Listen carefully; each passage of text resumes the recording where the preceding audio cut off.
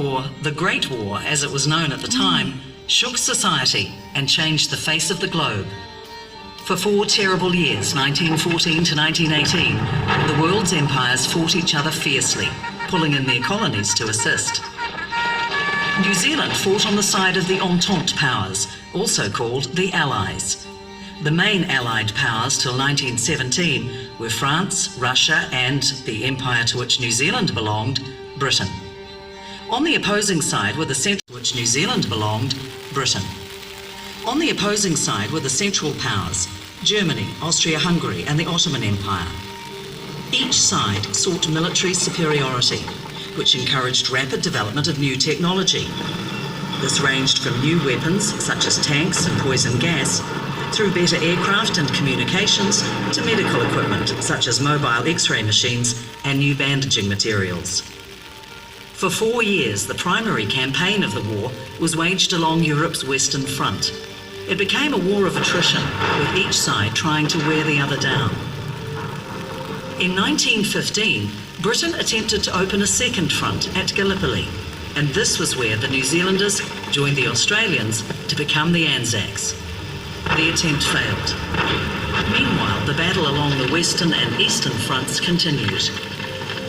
The following year, New Zealand troops headed to the Somme to fight in one of the bloodiest clashes in history.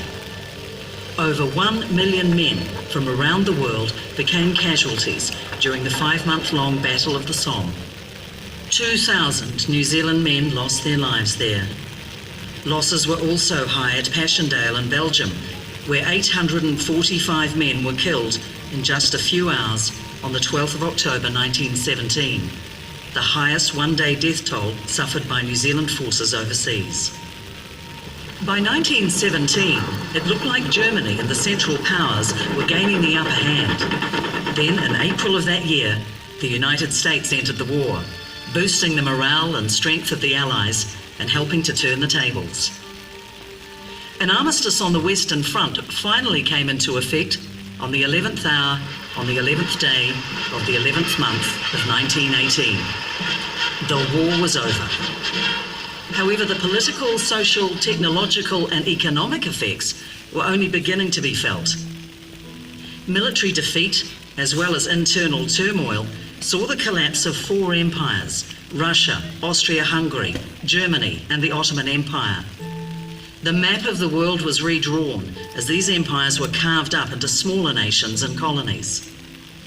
Germany in particular suffered devastating consequences to its economy, and the economic and social legacy left by the war contributed to the rise of the Nazi Party in the early 1930s and ultimately to the Second World War. The United States, meanwhile, emerged from the First World War as a new global power. Once the war was over, its technological developments were put to use commercially. This boosted some countries' economies and led to greater industrialization. Much changed on the social front as well. With the men away at war, women in many countries had taken on new roles, paid employment and community organisations. For New Zealand, the 4 years of the First World War had exacted an immense cost. Almost 10% of the country's 1.1 million people had gone overseas to take part, and nearly 1 in 5 had not come back, almost 2% of the total New Zealand population. Nearly 3,000 New Zealand men died at Gallipoli, and more than 4 times as many on the Western Front. On the 28th of June 1919, New Zealand and the other dominions of the British Empire signed the peace agreement, the Treaty of Versailles. They signed in their own right, albeit as part of the British Empire delegation. They also joined the newly established League of Nations as full members, marking an important step in the Dominion's paths to independence.